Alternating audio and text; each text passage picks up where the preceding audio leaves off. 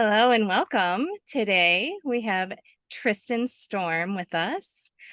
I am so excited to hear about the beauty that is Tristin. Could you explain to our viewers a little bit about who you are in this present moment? What do you do in the world? I love that question. Hello, everybody. It's so wonderful to be here. Thank you so much for having me on. And I've been like excited for the last week about our conversation today. So that's such an interesting question. Who are you? Who am I? It's been quite an interesting journey in looking at how we create and frame identity. So like when you ask that question, who am I? I feel like the two most powerful words that we have in English language is I am, and then whatever comes after it. So, Yep. yeah, I think to be quite mindful in how I answer this question, and perhaps anyone watching this as well to start to get really curious about how they answer that question themselves. So for me, I am a life aligned coach and a I help assist people to move from their default, what our subconscious program, everything that we've been taught to be in the world, who we've been told who we are by society, by our families, by our work titles. And I think to sort of liberate ourselves from those defaults, to start to design a life that we absolutely love, like that we don't really need a holiday from, and being able to move out of those survival mode constructs that we find ourselves in, that urgency, the scarcity, the lack, the fear, competitiveness, all of these things that I feel really kind of limit our human experience. And yeah, for me right now, I am really connecting with that highest timeline of my most thriving self. So Mhm. I am a mom of two beautiful, magical little beings, and we live in South Africa, KZN Midlands, which is kind of like, I like to call it the Shire. It looks like it's got rolling green hills, kind of looks like, yeah, the Shire. And we're doing a bit of off-grid homesteading. So we've got spring water and growing our veggies. And yeah, that's really been such a strong visualization for me. Every vision board, every Yeah. wish list that I've ever had. And it's quite interesting to find yourself living inside what once was a dream. And we all go through those seasons. As we're growing, as we're evolving, our dreams change and our desires change. And so yeah, where I currently find myself right now is living inside a dream that I once had. And yeah, really supporting people all around the world, all different ages, all different walks of life, to move, like I said, out of that survival blueprint Mhm. and starting to explore, like, who am I in the most thriving, delicious, delectable version of myself? Like, how does she move? How does she speak? How does she operate in the world? And that's a practice. We have to wake up every day as the person we want to be. Otherwise, we keep repeating, we let history repeat itself or history repeat itself, right? Right. So I think that's a continuous thing to kind of gauge and answer that question. Who am I today? So this morning, the word was today I am calm, self-regulated, and joyful. So I do this little practice every morning when I wake up, and I ask myself that exact question that you asked, like, who do I want to be today? And what are the qualities of that version? I hope that answers your question. It does. And it's so powerful. Like I got chills through the body. Like that's my sign that like spirit knowledge is just being thrown at me. And it's so beautiful to just see how you wake up in the morning. And that could be a really, I don't know, I might implement that myself. I don't It's know. yours, girl. Take it, take it, take it. Like Yes. I do meditation occasionally, but like that just seems really powerful. Reminding yourself every day, who Yeah. am I? I mean, think of it like our stream of consciousness is like a river. A river Yep. is never the same river twice. It's always moving, it's always in flux and flow. And we create continuity by that question, right? Who am Right. I? So, oh well, I'm anxious, I'm worried, I'm all these things. And Yeah. as opposed to seeing that every day when the sun rises, we have that opportunity to be like the phoenix, that we're getting to reinvent ourselves. And I feel for me, one of my missions has been learning to be super flexible with that state of being, to start to get really conscious about, yeah, what state we're showing up in, and being flexible enough. Life's chaos, life's freaking hard and painful and all of these things. Like, that's what we signed up for here in this crazy ass human experience. Yes. And to recognize that we can be flexible in that, we have this impact that's happened, like so and so cut me off in traffic, or this bill came in, and how can we be flexible enough to adjust to come back to a state of resourcefulness, a state of gratitude, a state of bliss. And I think most of us have disconnected from, we feel like our states of being are happening dictated to us by our external circumstances. And yeah, Absolutely. I'm here to blow that out the water. I absolutely agree. I feel like that's what's around me all the time. Like, and I say the statement a lot. It's happening for me, not to me. Yeah. Just to remind me, like, this is for me to grow. What can I do? What can I take from this to grow forward? So I love that that's what you are, like, helping others in the world kind of root into their bodies to try to give a happier way of being. I love So it. I love this version of you right now. And I know from personal experience, like, the growth journey is crazy and it can be long and hard and all the things in between, but joyous, of course, too. But I'm curious, like, have you been on like a growth journey for quite some time? Like, where did you come from? Okay, so now that's a whole other question. Yeah, it's been a tumultuous journey, and I think that for a lot of people, definitely people that I really admire and look up to, the journey is rocky and Yeah. arduous sometimes. And yeah, so for me, I had my mom was very young when she had me. She was only 19, so really not prepared or equipped to have a child. Obviously, she's done the very best that she can, and I turned out okay. So kudos to mom. But yeah, it was pretty hard. We moved around a lot. There was, she was a single mom, so a lot of string of kind of unsavory men in the situation. And yeah, I had to face some pretty gnarly things growing up. I developed around age 5, I developed chronic asthma, Ooh. and had that up until about 14.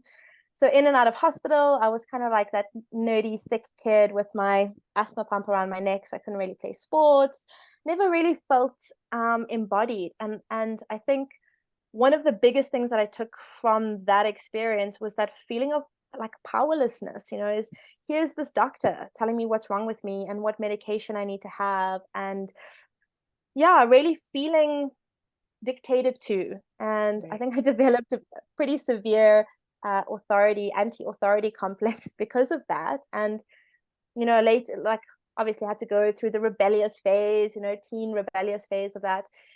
But I really feel like it's all been such fantastic compost for everything that I now am. And Mhm. so with the asthma and moving through that, I realized that the emotional things that I've been going through, so quite a lot of traumas in the household. My mom had substance abuse, and like I said, not great male role models. My dad left when I was 2, Mhm. and so not really feeling that like safe masculine. And then looking at my mom, yeah, not really being very aligned. I started Right. to realize that there was mental and emotional components to this physical illness, that the more I was honest and started to express some of the experience that I'd had, that literally was suffocating me. I just held that all inside on my chest. Of course, the asthma was my body's way of kind of protecting me in a way. And it Right. was also the only time that I felt real love and care for my mother, was when I had just had an asthma attack. So I started to notice this around about 14, 15, that it was like, Oh, okay. Like obviously the asthma is very real, very biological. My lungs are literally closing. I'm not faking this, but there's definitely some underlying reasons behind what's going on here. So I started to explore that.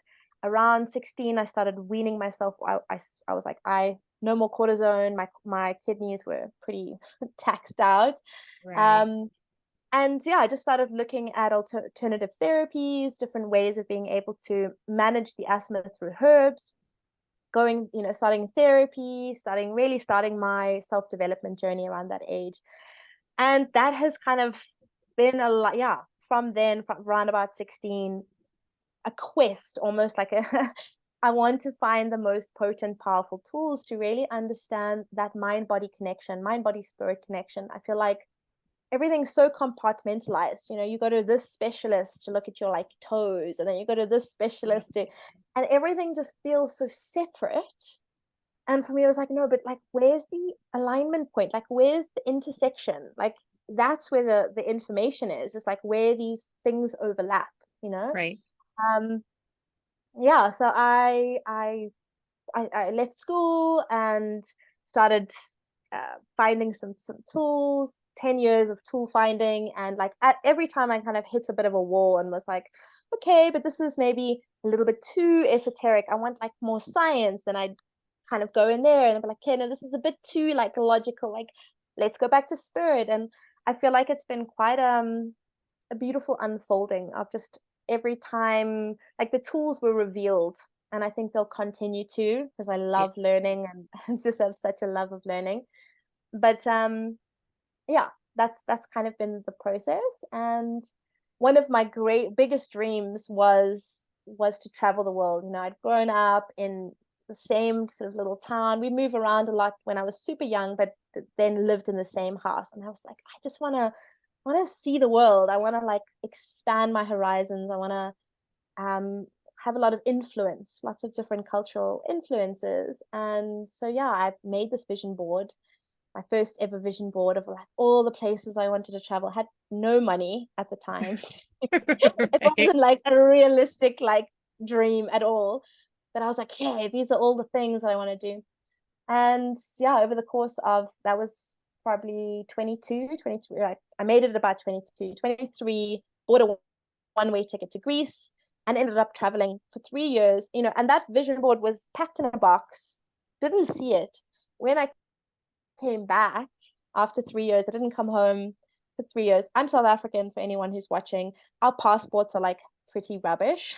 So the fact that that was even possible to just not come home for 3 years was very magical and really showed me when you align yourself and sync with the flow, all the doors of opportunity, like miracles literally can happen, when you put yourself in that flow space.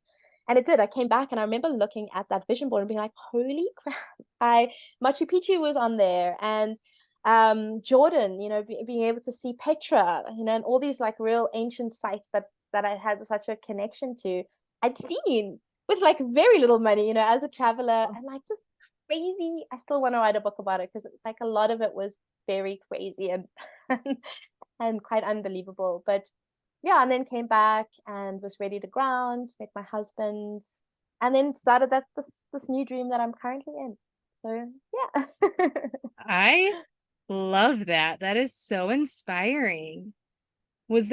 So were you always surrounded by like, I know that you grew up like with a single mom and all this stuff, but like, was there somebody that kind of threw in those little seeds? Like there's always those seed planting that, you might hear it somewhere, or it might be on the TV, or you might have read a book, or someone said something. Like, was there any seeds that were being placed in your environment when you were around that young? Because it's so intriguing to me that you were so young when you were like, no, I want to take over my body here. Like, this is enough. I've had enough. Mm. And it's so beautiful that you got that message. And I'm just curious, like, what was it that So there's a few things that stand out. My granddad has always been a really inspiring person to me. He's led a life, of absolute faith. he's more religious, but it's spirit, it's that Right. connection to faith. So, take the labels away, and he's really just led such an integrous life and Mhm. built his empire from very little. He's now 88. He's born on the my daughter's born on the same day as him, which is Oh. so special. And yeah, he's just always been such an inspiring, even though he wasn't necessary, I don't think like influencing per se, but Hmm. I think that kind of looking at him and just sort of noticing that, like, wow, he's so fit and healthy and strong and vibrant and like really directs his own life. I Right. think that was very inspiring. My dad, funnily enough, he wasn't present very physically, but he's one of the most amazing human being, like crazy amazing human beings that I know. He's just a wealth of knowledge. He can play any instrument. He's very, and I kind of growing up, I always saw that as like, him connecting to ego, like coming through ego, and kind of wanted to reject it. But I think it definitely had a huge impact in my quest for knowledge. I remember him always saying to me, knowledge is power, knowledge is power, knowledge is power. And I think I was probably like 20 or so, and I was like, but wisdom is truth, Dad. Like knowledge is only one part. And like now we can agree on that.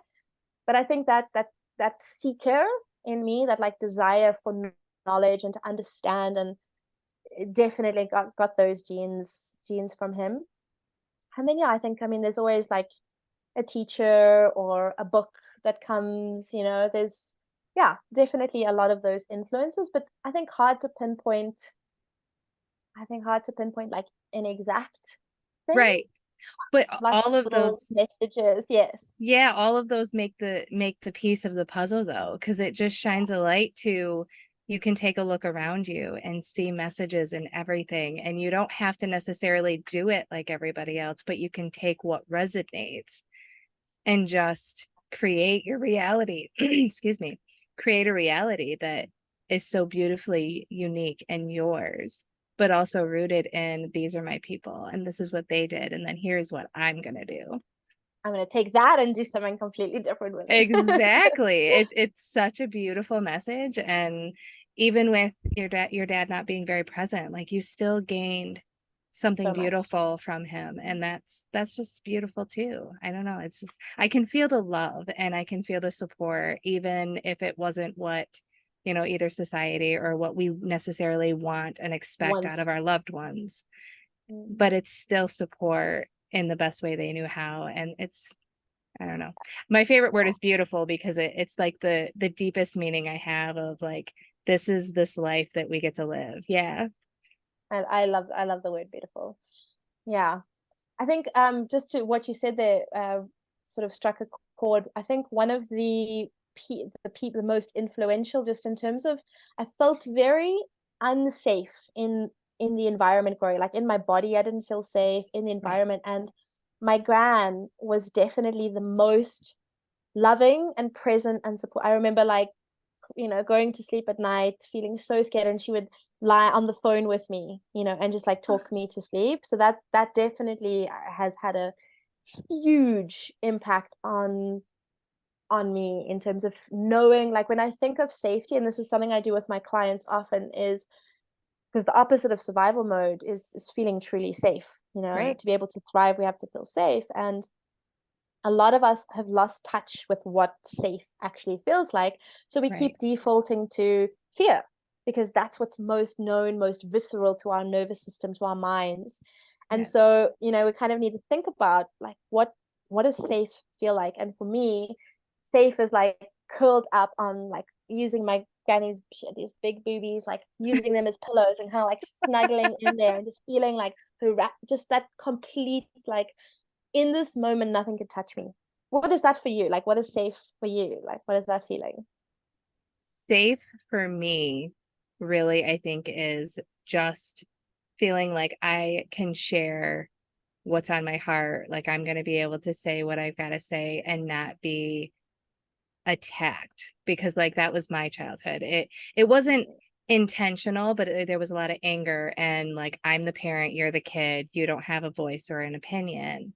So safety really is just, let's hold space and let's be here and present with one another and just be able to, I don't know, navigate this beautiful life in whatever way that looks how. And if I make a mistake, I'm not going to get yelled at.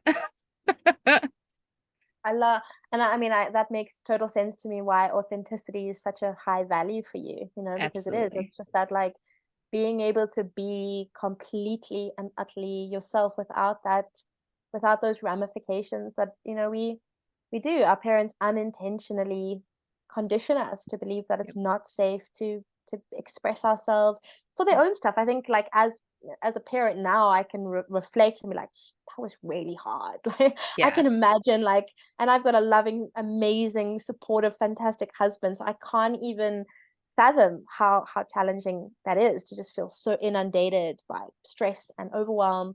You know, it doesn't like make it okay, or it doesn't invalidate what the experience is for you, but Right. I think having that compassion and understanding is part of the growth journey as well. Otherwise, we're just also locked in anger or resentment of like, oh, you didn't let me be myself, as opposed to, okay, you being that way has led me to build a life around authenticity. Thanks, Yes. guys. You did okay. Exactly. Yeah. And then being able to like honor the fact that my perspective and your perspective are both valid and beautiful, and we can hold space for both of that and then understand each other. And like that's where the authenticity for me comes from, and like who I am as a parent and who I am in the world. And you can come to me and be like, what you said, you know, hurt me. Yeah. And I can hold space for, oh, like that wasn't my intention. I'm so sorry. Like, how do we move through this? Mm. And what better way than to just continue to be that in the world for other people, to show them like this is possible. Oh, you're doing And amazing work. I do my best every day. You're It doing good. You're doing looks great. looks different every day. Good. You're good. That's the point, right? Right. I completely love your message. Like you took a childhood that could have like broken so many, and it does, like it will stay lost for so long, and you took such valuable messages and seeds and created this beautiful reality for yourself, and you really stepped into like, I get to change this. I don't have to be what everyone else is around me. I can be true to who I am and what I can share with the world. And you just have this beautiful light about you. And I feel so honored that I get to sit and like hold space and just have you in my environment for the short amount of time I have you. Feeling is completely mutual. So thank you. Thank you Thank for that you. reflection. So moving through all of that and like stepping into like your purpose and what you're sharing with the world, what have you created? Like what has blossomed out of this beautiful being that is you? Okay, so yeah, a few things. I mean, I've spent the last 6 years focusing mainly on one-on-one coaching. Like, you know, you use the word space holder, and I feel like Mhm. a lot of healing really is just that. It's just being able to be witnessed, Yes. without judgment, and to just, and it's different, you know, I've tried a lot of different types of therapy, and I think one of the big ones was that, like, there's a difference between sharing your story Mhm. and feeling trapped in that victimhood of, like, when you reiterate the same story, like we said earlier, you're creating that continuity. It's like I've almost created like an identity around being a victim, or the pain body, or this experience. And I feel like quite a lot of times that very traditional form of therapy is like, we're continuing, you know, like I did like a good year of it, and I'm like, oh my god, I feel like I'm saying like the same thing again and again, and Yep. I didn't feel like I was able to evolve. Part, yeah, I mean I did, but like in that setting, in that way. Right. And so a lot of my work has been around, you know, holding that space and really honoring the truth of your experience and what you've gone through, but recognizing that you're authoring, and that Mhm. we are the meaning makers of life. So I can look at those traumas now, um, and feel like if I was to do life again, I would still choose exactly the same thing, because it really has molded and shaped every aspect of my being. And I now, moving forward, like I said, don't need to let that repeat, because this is what happens with those default, the subconscious defaults, is when things have happened to us, we believe that that's normal, and we start to accept that. So, I was in a lot of the abusive relationships and toxic, dynamics, because that was what was familiar and normal to my nervous system. So a lot of the work that I do with clients is being able to hold that space, to honor and recognize, to own where you are on this dot, on this beautiful map that is your life. This is where you are. And the only way to truly move and transform, to transcend form, is to own fully. Okay, so yes, I'm here. All these decisions, all these experiences, every choice, whether it be conscious or a lot of times unconscious, this is how I kind of got here. So we do a blueprint mapping. We kind of map out the history. We look at, hereditary things, because these are, again, we know now with epigenetics, we're not bound by our genes, but there is certain tendencies that if we're not consciously upgrading or updating, that those genes are there, and if we're just feeding that pattern, those genes are going to turn on. So we don't have to be afraid of our sort of genetic destiny. We can be in charge of that, but we have to kind of first see what we're working with, like what are all these data points. So the last 6 years I've been working very closely, very intimately, one-on-one predominantly, and we do those mappings, and then from that we move to, okay, so this is the default, this is what we're working with, what are we consciously wanting to design? And as we move through that process, so we're owning, we're looking at the design, we're looking at the blueprint, we're needing to clear a bunch of stuff. So I work closely with our emotions, because they're such amazing little messages of how we're interpreting the world. So we do a lot of clearing the negative charge that we've held on certain emotions. For example, I'm not allowed to be angry because it makes mom uncomfortable. So I have to be a people pleaser. Okay, so we want to clear that charge and give you back. Anger is your freaking bodyguard. It's powerful. It's such a powerful emotion. Let's give it back to you without all that nonsense that we've built and those layers and the stories that we've told ourselves. So a lot of the work is that the unbecoming of what we've identified with.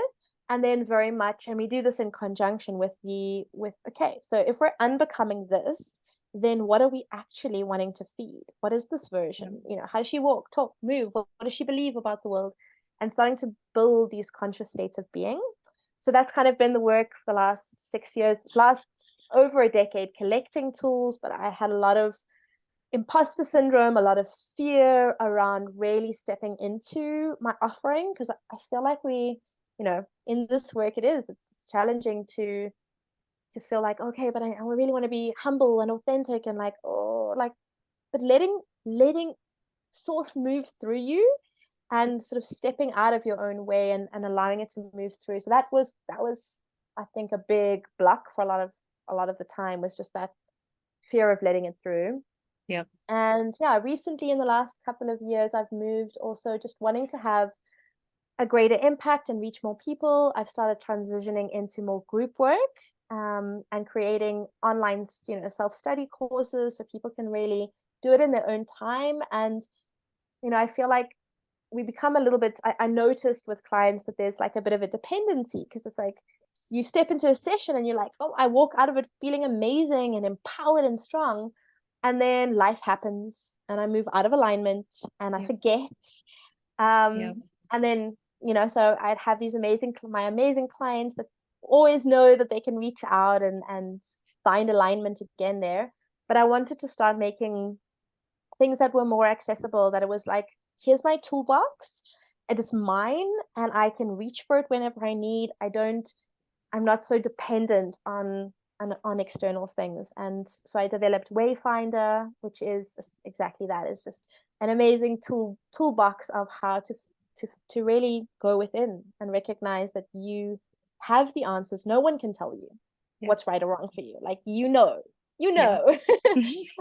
and it's completely unique, because our blueprints are completely unique. So that's kind of, so I still do the one-on-one. I also do some work for an amazing company that looks at cultural alignment for big corporations, moving them out of profit-driven capitalism to sort of being more people-centric and looking at impact. And so that's been really rewarding Ooh, work. Yeah, it's yeah. been really awesome because, you know, I've always been like, so anti-capitalist, and Same. it's just such a wonderful way to. So I do the behavioral coaching with them, where we're literally upgrading their consciousness as the individual, and as you change the individual, the culture starts to change, and creating Right. again that alignment in the organism. It's an ecosystem, but Yeah. every person that, especially leadership, needs to kind of plug into that. So I've got quite a few different components to the work that I do and the offerings that I have. So yeah, the corporate, the one-on-one, and then I've got a few courses, self-study, and then these group programs that I offer. Oh, Yeah. you are just creating such beauty in the world. Hey, and it kind of like, I feel like source, almost like I have this inner knowing, and this thought popped up as you were talking, and it was just such a beautiful message, because you know, earlier you were talking about how your safety is just remembering that you were being held by, you know, your grandma, and just being safe in her arms, which is really what we need and are looking for in childhood, is that safety. But then if you didn't get it, or you didn't experience as much as you needed, you move into this adult world, and you're still struggling to find that safety. And like, yes, deep down, like, we need to find it in ourselves, because we, That's as all good in theory. It's adults, hard. it's so hard. So like, you're offering that safe space of, I've got you until you can stand on your own 2 feet and have yourself. And it's just, oh, so I got good. excited there as well. Hadn't seen it like that. Yeah, that's a, thank you for that reflection. That's You're welcome.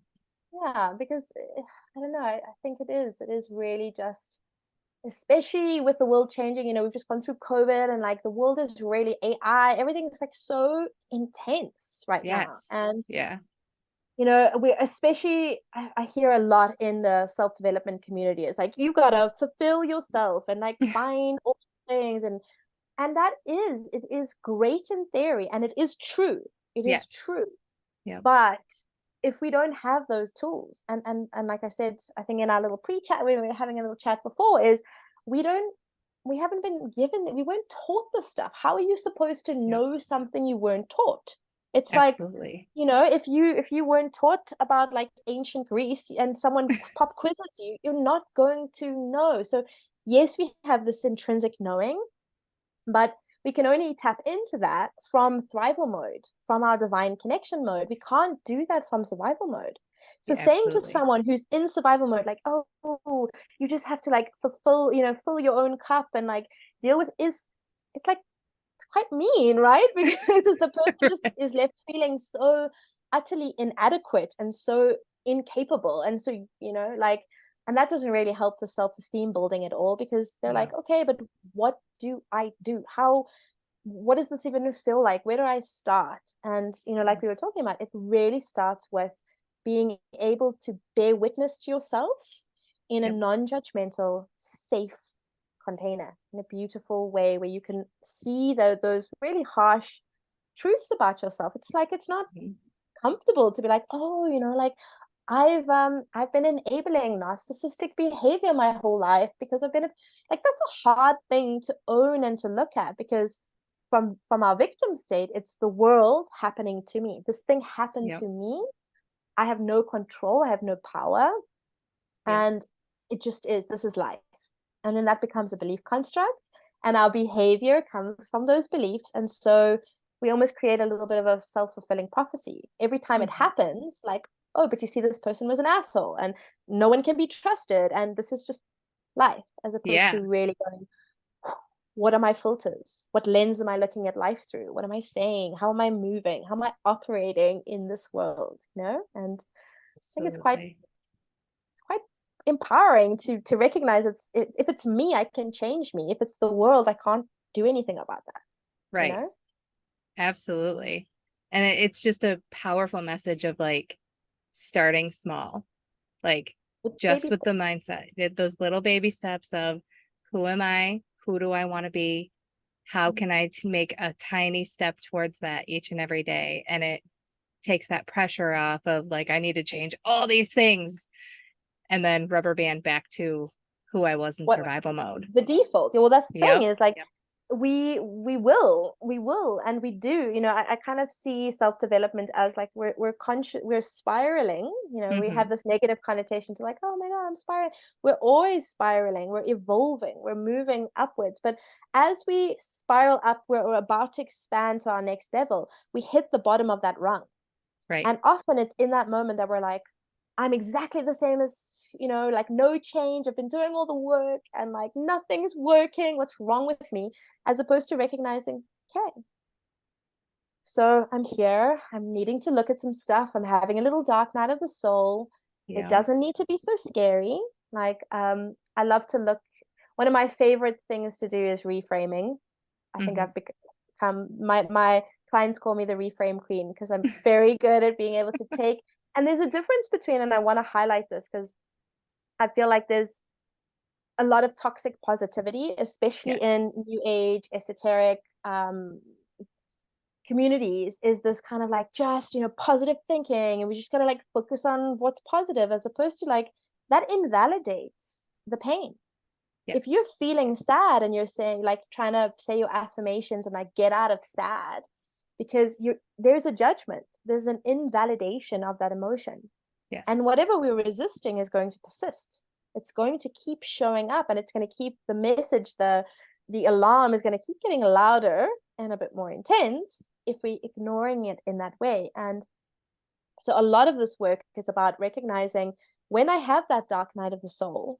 I love the metaphor of the chrysalis, like a butterfly, in order to become a butterfly, literally turns into goo. That's not a fun process. Like, imagine Right. dissolving your body and becoming like liquid in order to reconfigure to emerge, to be able to fly. Like, it's not supposed to be comfortable and Yeah. smiley and happy, but it also doesn't have to be, on the other side, depression, anxiety, complete overwhelm, breakdown, Yeah. burnout. It also doesn't have to be those things.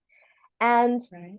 recognizing that it's not like moving out of this dualistic way of looking at things, and recognizing, so for me, alignment is being able to see that paradox point. Like I said earlier, there's like where the little intersections, that little cross point is, it's Mm-hmm. this and that. That dark night of the soul is hard and it's painful and it's uncomfortable and it's scary. Yes, it's all of Yes. those things, but it's also joyful, miraculous, transformative, empowering. It's all of those things.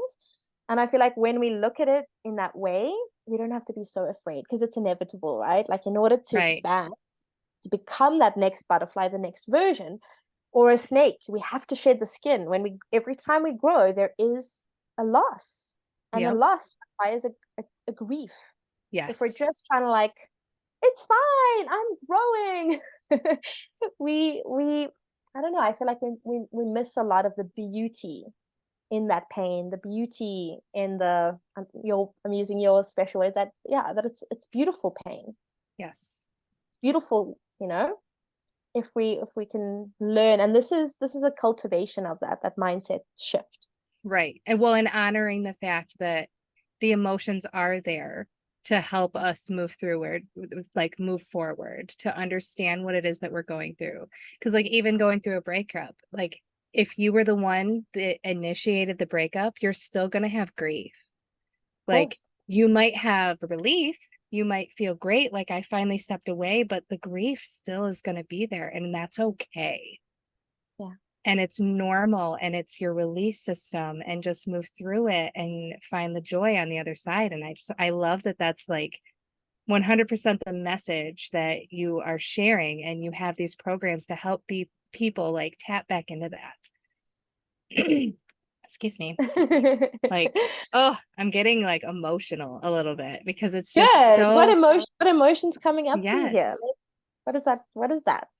See, it's so funny because like when I was growing up, emotions were definitely not safe. And you were talking about how like tapping back into that anger and like giving anger back. So I just did an episode a couple weeks ago that was just me talking about my experience moving through anger because I had a moment where I yelled at a driver. Like the driver cut me off, and normally like my husband was floored because he's like, that's not who you are. Like you don't do that. But I was so angry for like hours after.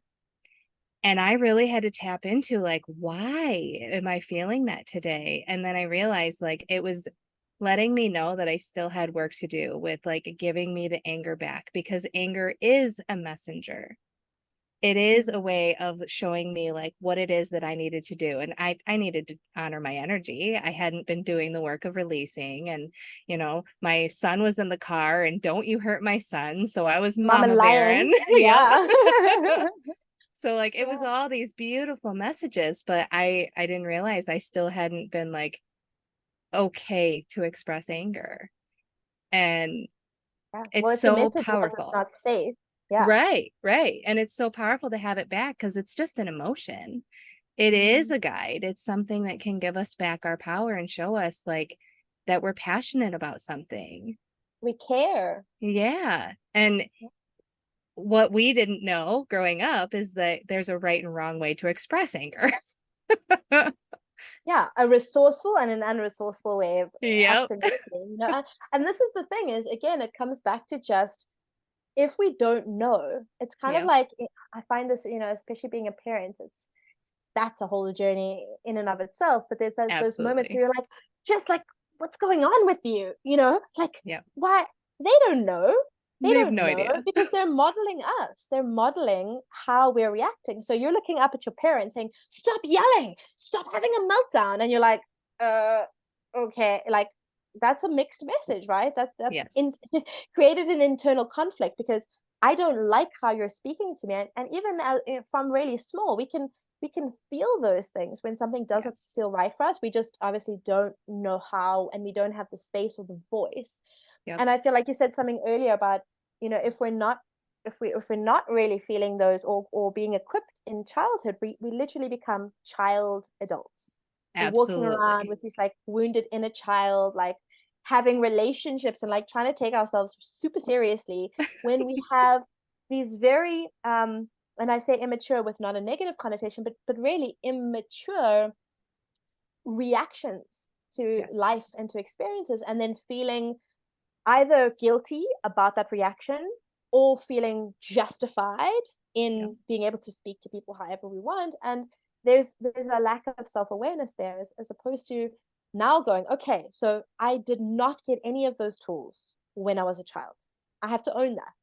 In order Yeah. for me to actively seek and invest and like grab and reach for the tools, I first have to recognize uh, like I'm really not very emotionally regulated. Or Yep. for me, I've had quite an intense burnout, and what led me Yes. to that point was just completely and utterly being in my masculine, in that survival mode, really disconnected from my feminine, from my intuition, from source, like unplugged, like completely Yeah. like unplugged. And then just like trying to operate from that space. Of course your cup's gonna run dry. Yeah. And all of those then little messages are being ignored, and so they have to yell and scream. And so I noticed, like leading up to that burnout, that I was just completely emotionally volatile. Like anything my husband would say to me, my child would have a moment, and it was just this overreactive, very reactive, very easily triggered, very easily overwhelmed. Yep. I had an issue with crying, so sadness, like you were saying, with for you, anger's been quite a big one, and for me, it's been sadness. I was kind of had this message that like sadness is weak and tears are weak, Yep. and so I stockpiled all of these emotions for decades, just stockpiling, stockpiling, stockpiling, and not ever releasing them, because when we cry, when we allow sadness, so I see, anger, I said earlier, is like I see it as that bodyguard emotion. It's there, it's got your back, it's there to help with your boundaries, it gives you a voice, it makes you Yes. feel safe, essentially, if we use it for that purpose. And Right. sadness is the purifier. It allows all of the other emotions. They can actually test tears. It's quite amazing under a microscope and see the biochemical compounds in that. Like tears of joy are different from tears of fear, stress, and anxiety. Like how amazing is Really? that? That the body is literally cleansing and purifying itself, coming out through the eyes. And I No. denied that amazing detoxification process my whole life just because of a belief that it was Right. weak for me to express that. And so many things changed. Like I lost weight, I felt light. Like Yep. as I started to connect with it, because I mean, it was years and years of sediments like compounding and compacting on top of each other. And yeah, now to let the rain, like to let it rain. And that doesn't mean then we're drowning, because I think Right. we tend to go to an extreme. And again, Yep. that brings me back to my whole message of alignment is like it's Yep. not supposed to be perfect all the time. We don't have to have No. our ducks in a row, but it's about recognizing when like the visual is, imagine being on a slack line or a tightrope, right? You look Right. at the person and you're like, oh wow, they're so balanced. They're like so zen. How are they doing that? That's so amazing. If you look closely, they every muscle in their body is being able to bring them counter falling left or right, right? Right. And that's what gives sort of the illusion of this balance. But it's really, it requires some effort. It requires awareness. It requires embodiment. It requires Right. breath. It requires one step at a time to be able to hold that alignment. It's not just something that we do all the right courses and then tick, I'm now balanced and like Right. my life is perfect. That I think, again, we've got this program that we should like get to that point where life's perfect. Yep. And that really misses the point of the nature of the chaos of life. Yep. It's just like how quickly can we recalibrate and adjust and come back into that state of alignment and be resourcefully respond as opposed to reactively respond unconsciously. Like when we're having a very overwhelming emotion come out, and it just kind of like pours out of us Hmm. versus being able to go, okay, so here's anger. Whew, someone just threatened my child. My child's in the back and they cut me off. Okay, so that mama bear energy came in. I can start to work with it. I'm allowed to feel this emotion. I can claim it Yep. back. And this is true for all of our beautiful, delicious emotions that are in there. Oh, it's so freeing just hearing what you have to say about it because it's true. And there is no right or wrong. Like there is no like, okay, I did great today, but tomorrow, is a different story. That's the beauty of this life. And we get to see like where can I try something different or where can like look at how far I came today. Let me celebrate that win. But also tomorrow, I might need to give myself that love and that support and that safe space that my Mm. inner child or my body is seeking. And that's just as important and just as beautiful. And that's what this life is. I don't know, just flowing, like my body's tingling. I'm just feeling so good. Me too, me too, me too, me too.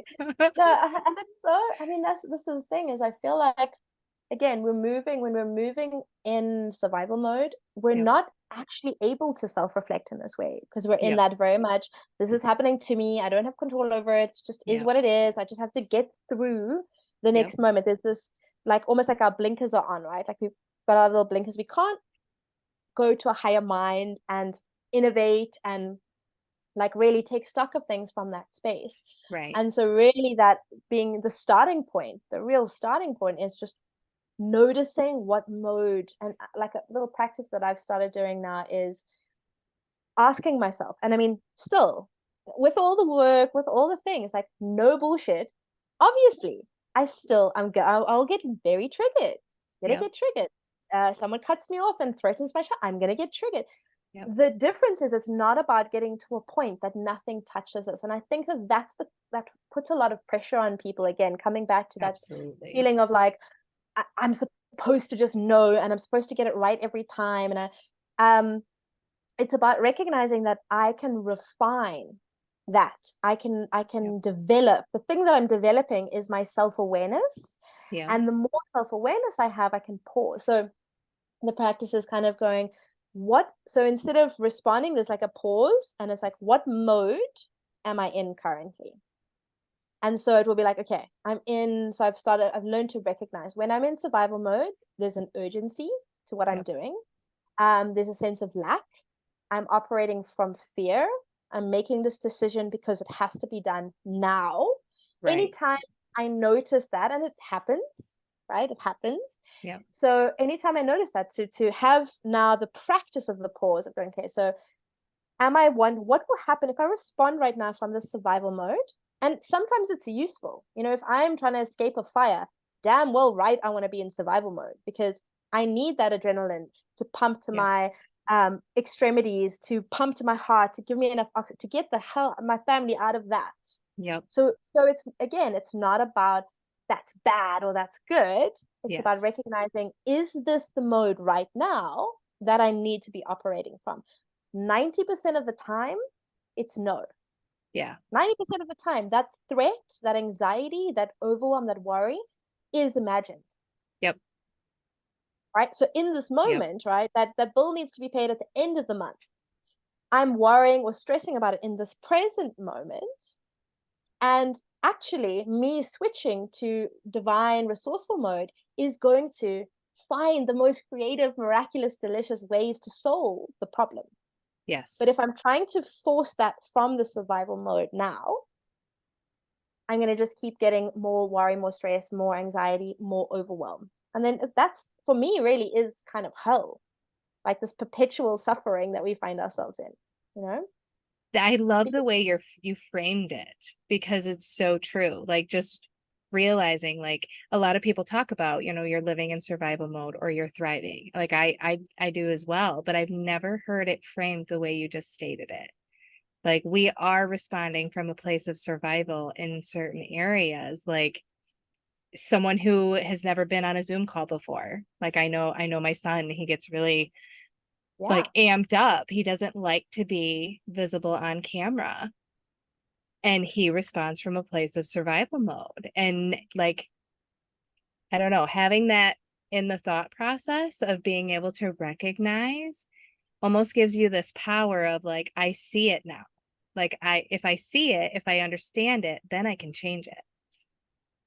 100%. Well, that really is the crux of, for me, all of it is Yep. that the self-awareness, right? And cultivating, because it's like you don't go to the gym once and expect yourself to have like a six-pack. Right. It's like that'd be crazy, right? But Right. we expect that with Yep. self-development. We're like, oh, but I did that a really expensive course. Like, I went to that seminar. Like, I'm supposed to like, have my shit figured out right now. Right. And it's not like that. It's a practice, it's a cultivation. It's like, the garden. Like, I can't just water it once and expect the seed to grow. I need to have a practice. I need to have Right. um so a lot of I love this idea of ritualizing the mundane, like really bringing, I feel like in our modern world we really disconnected. We have rituals, but they're really unconscious, so it's like Right. maybe after dinner I sit on my phone and I scroll Instagram, or again, not a bad thing, but are we doing that? What mode are we doing that from, right? So Right. having this ritualizing the mundane and being like, okay, so I'm washing these dishes, I'm going to wash them anyway. I'm going to wash them anyway. Like, they gotta, like, every day there's dishes in my sink every Yeah. day. Right. Okay. So I could make a plan and outsource that job, or I could get a dishwasher, but then I still have to like stack. There's certain things that you just do every day. And I feel like with the human condition, we kind of, I don't know, we always want like the quick fix or the cheat code or like the easy way out. And then it must just be like fixed and solved, as opposed to really seeing the magic of, okay, so I'm washing these dishes. This is a Right. moment of gratitude. This is a moment to be grateful for the food that we just ate and the nourishment that I gave my family and that I have these Yep. dishes. And so before, and when I guarantee you, when I wash dishes in survival mode, I am not able to access the gratitude, because it's like, these dishes and no one else helps me and it's all by, you know what I mean? I But do. Yeah. having that awareness to intersect, because again, every moment is a choice. I'm choosing what to be moment to moment. I'm not gonna be something in the future, which is kind of again what we're like, okay, I'm gonna do this thing, I'm gonna do the dishes, and then I'm gonna have clean dishes, and then I can be chill. Like that's the sort of framing that we're conditioned in, as opposed to Right.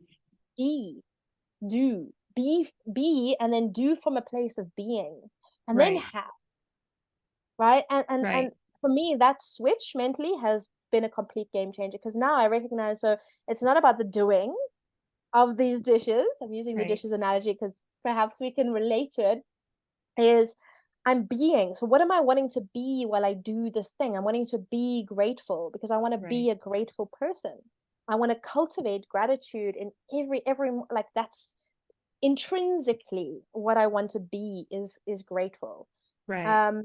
So this is an opportunity, this is a ritual. So while I'm doing this thing, to be doing from being, and then I have peace, not because I have a clean house, but because I've been in this state of gratitude while I was doing this thing, and now Right. I'm in peace and I have clean dishes. So it's like a win-win, right? And Absolutely.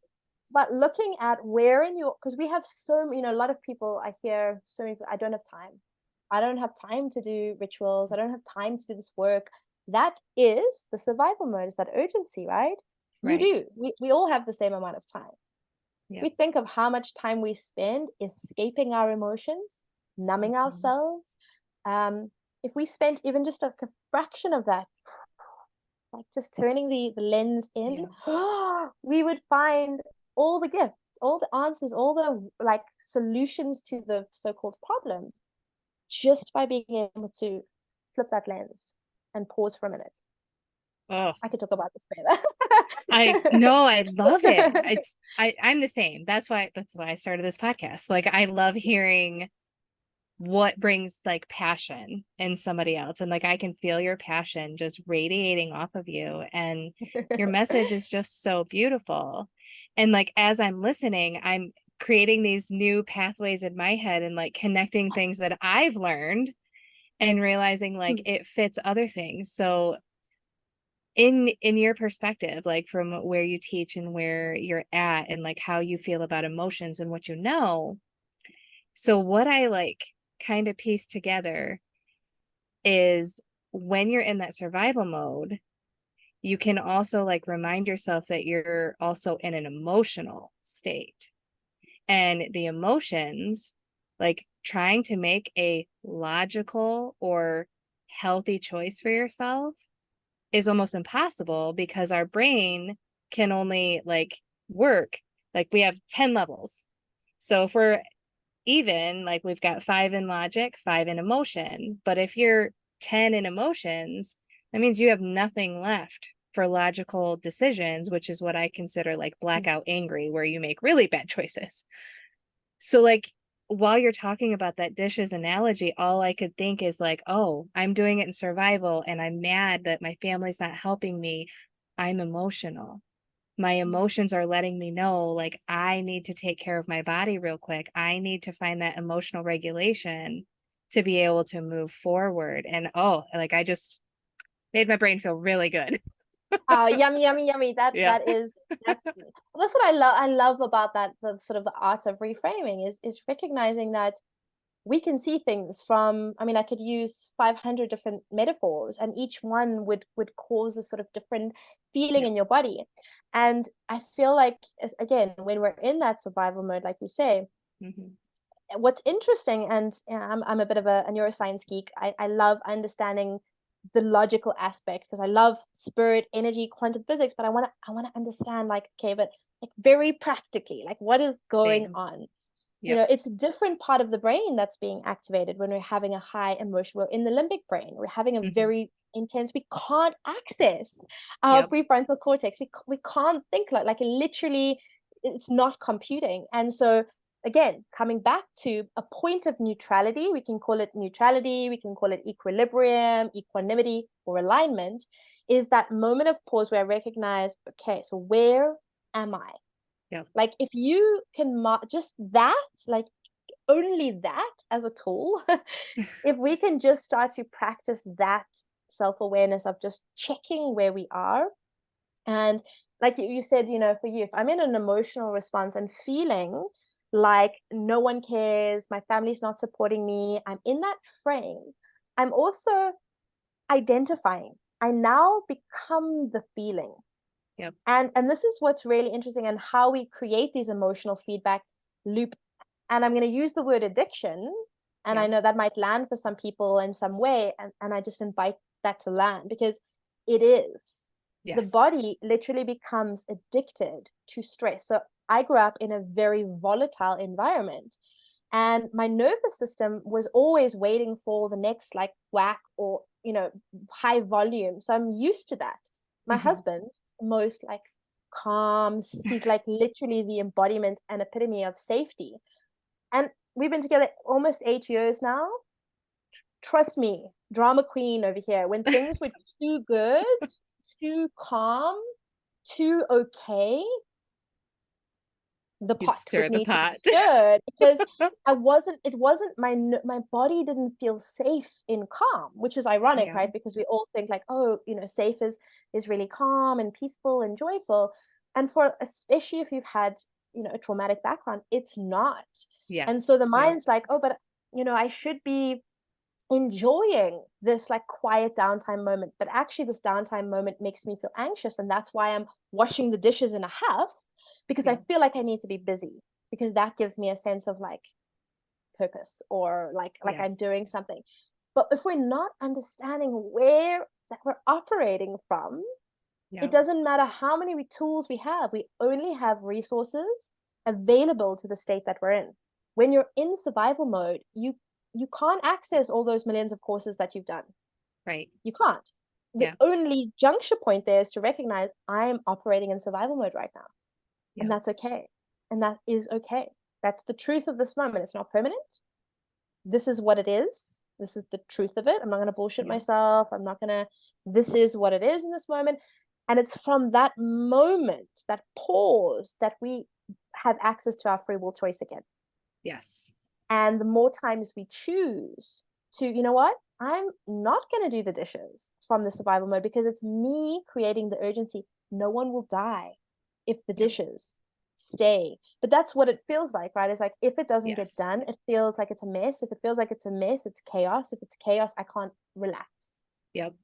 Like, if we break it down to Oh nuts yeah. and bolts, okay, it's like, Yep. I'm doing this thing because it, again, that do do have be, right? Then I can be Yes. chill. I can only be chill once the dishes are done. No.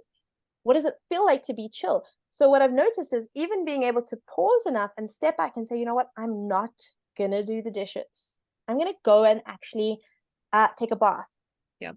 And the craziest stuff, ladies, if you're watching, the craziest stuff, or gentlemen, the craziest stuff started happening. Like, my husband would come in and it would be done. I realized I was taking up so much space that I wasn't allowing myself to be nourished and supported, because the belief Yep. was that I couldn't be, that it was all on me. I had to hold everything myself. So, with that belief, of course, I'm going to keep getting the same messaging. Yep. But I'm standing there doing the dishes before anyone has the opportunity to. Yep. Who's that on? That's on me. And I don't have to say that in like a guilt trip. That's on me. Cool. If it's on me, I can take it off me. Put it down over there and someone else can do it. Yeah. I connect with that message wholeheartedly, because I taught my husband how to treat me in that same way before we stepped into our growth and moved forward through the things that we went through, and that was exactly it. I was taking everything onto myself, because in my world, if he needed me, he wouldn't leave me. He wasn't planning on leaving me anyways, but like, and I didn't do that consciously. That was just a subconscious programming of, I need all of you to need me, so I'm going to make sure you all need me. And And then reprogramming that. Oh, and the beauty, I love that. Thank you. That's such a vulnerable share. And I think that's so, we can, I mean, I relate to that 100%. That abandonment wound is so alive, I think, in a lot of us. Anyone who yeah, grew up with the Ferber method, the cry it out method, anything like that, we have this innate abandonment, because I yeah, was left to emotionally regulate by myself. A baby cannot emotionally regulate, like they can't. They yes, regulate by right. feeling your heartbeat. They regulate by hearing your breath. They Yep, regulate by feeling safe. And I mean, most of us have had, that kind of abandonment wound is so deep. And even just the severance from source, you incarnate Yep. into physical form, and there's this sort of like, okay, like you're on your own now. We Right. all have it, we can look on different levels. We can, the severing, the cutting of the placenta. There's that life force energy that we've needed for nourishment, and then it's like just Right. chopped away with no intention or no explanation. All of these things have an impact on the body. And Absolutely. honoring, and I think this is again that self-awareness of you being able to have the self-awareness to be like, wow, I'm taking up this space because I need you to need me, because if you don't, you could leave me. Yep. And the ironic thing with that is that we end up feeling just so resentful because you don't want to like, we're a team, right? Like we want to Right. be doing this together. If I'm doing everything, we're not being a team, it's just on me. I Yep. totally relate to that. Well, That's that's that's 100% what we did. And then I blew it up yeah, and then didn't well, I was gonna walk away. Like I was gonna walk away. It was this self-fulfilling prophecy of yeah, I'm giving you everything. You're not giving me what I needed, but I didn't give you the space to give me what I needed. And I didn't tell you. what I needed. Yeah. So like it Yeah, it really was on me. I can't expect somebody to treat me the way I want to be treated when I don't tell them, when I don't yeah, we're not show mind them. readers. We're not mind No, readers. Like, oh, this is such a big one. And I think I do a lot of couples coaching, and this is probably one of the biggest things. It's like, but he should just know. He's like supposed to just like know to do the dishes. It like, doesn't he know that would make me feel no, no, he no. doesn't, because like you just do it. Yep. And like maybe his mom just did it, and maybe he doesn't have a frame of reference. Like there's so many Yes. reasons and so many perspectives that, and you're again, we're creating meaning. We give life meaning. So I'm looking Yep. at your behavior and saying, because you're not doing this, you don't care. Yep. That's just my perspective. That's not true. Like for me, I know my husband loves me. I know all these things to be true, but I'm looking at I'm nitpicking certain behaviors or responses that fit my frame that I've been Yes. given, that default mechanism. So I can't trust you. I can't cry in front of you. I can't be all of you, all of myself with you, Hmm. because that's not safe, because that's what and it's a reconditioning. Like we're literally having to recondition our nervous system to learn the unknown, the unfamiliar. Yes. It's like give ourselves a little bit of a break. Like I love the metaphor of, you've got kids as well. When a child's learning to walk, and they fall down, I mean, copious amounts of times, right? They Oh yeah. fall down, and they keep getting up. And you don't look at that child going, you moron, like you idiot for not, we don't think of it like that. But when you're learning something new and doing something unknown to your mind, to your emotions, to your nervous system, we do that to ourselves. We're like, oh, but you should know. Yes. You should. No, right now, and this is again just being honest with Yep. ourselves.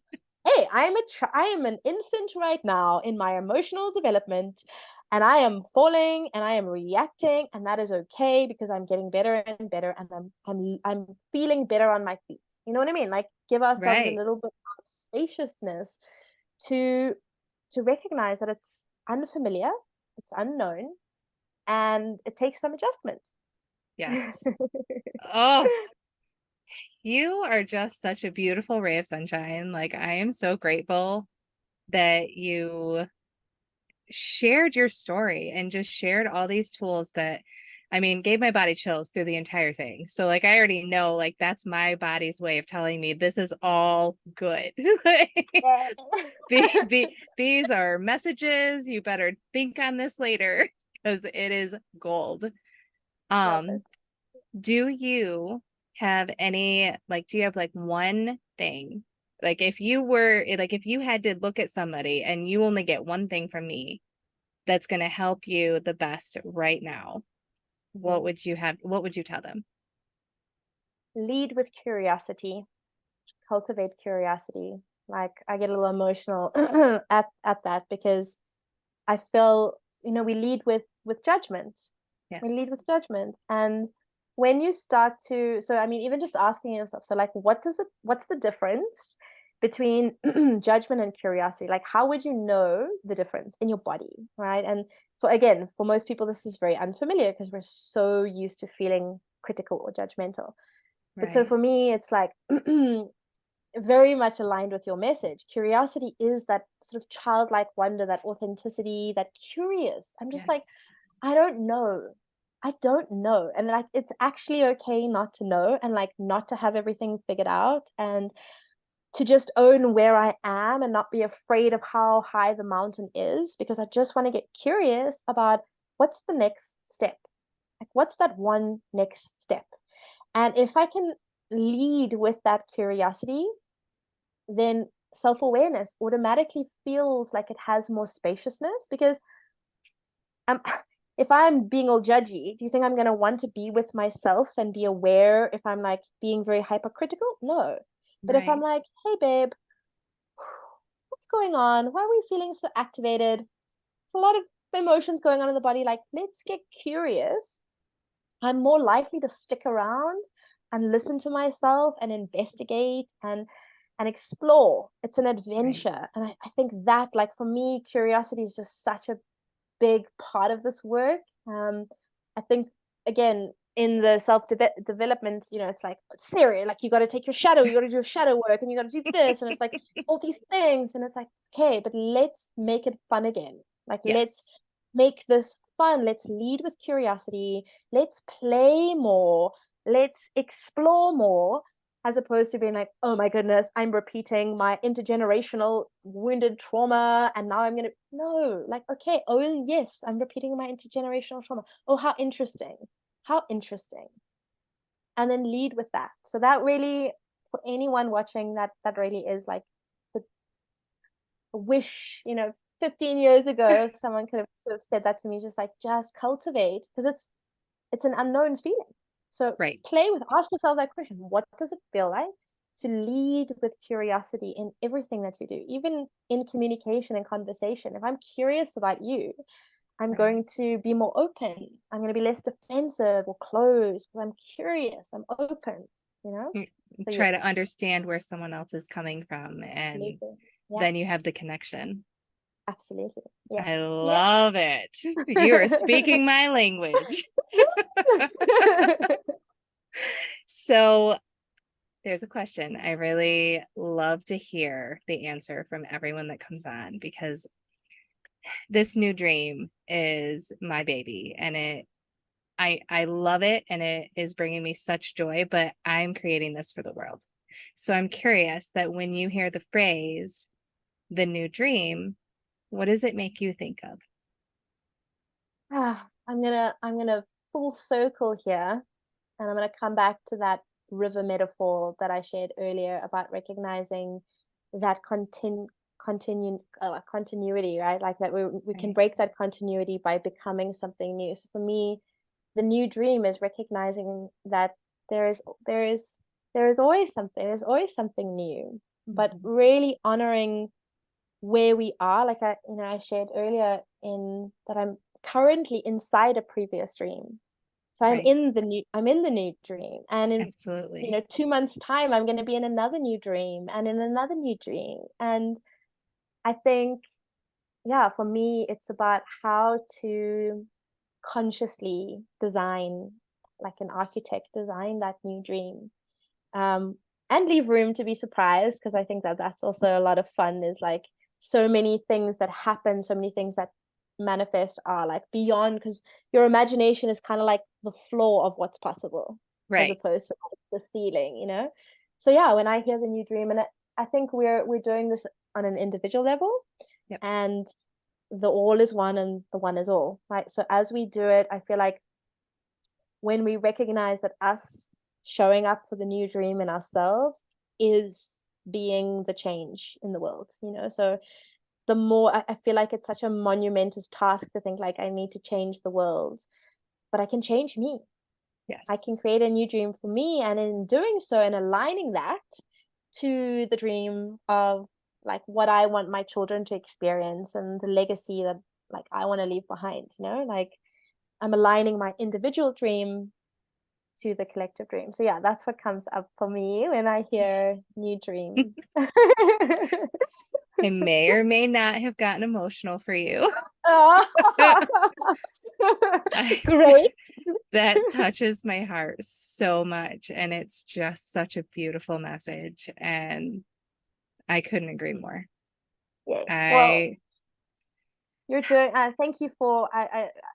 Yeah. Thank you for being able to connect to your purpose and your gift, and being able to offer such a beautiful space for people to ask themselves these questions. You know, and be right, like, it's. I always find it such a privilege coming on and sharing, because a lot of times you're just kind of like in the work, right? You're like, right. and it's very much about the other person, about the other person, and so I'm just so very grateful for these spaces where it's also a Yes, moment to just sort of reflect on our own personal journeys, and like what is the thing that we do in the world. These are important questions, you know, so thank you for asking them and creating a space and a platform, yeah, for people to share. It's beautiful work. I appreciate that. That was my goal with this, is holding It's space both. for wherever somebody is at in the moment, whether, we all agree, or whether, there's more growth, because there's always more growth. There's Always. always more steps, always more things, but just holding that space can make all the difference. And that's what I want to give. So I'm so glad that And you you did felt that. beautifully. I I'm felt it. so glad. Yes. Yes. Thank So you. to our viewers, if you would if you felt connected to Tristan's story and want to further step into your alignment and see like her ways of doing different processes, if you connected with what she has to offer, I will put the links to her socials, and she's on YouTube and Instagram, and she runs the Life Aligned Academy. So definitely seek her out. I know I'm going to be watching your YouTube like all the time now. Your energy is beautiful. And I just thank you for sharing yourself with me today. Thank you for giving me the space to do so. I'm so Thank grateful. you. And thank you so much to everyone watching. And I, yeah, look forward to connecting. All right. Have a beautiful day, everyone. Bye.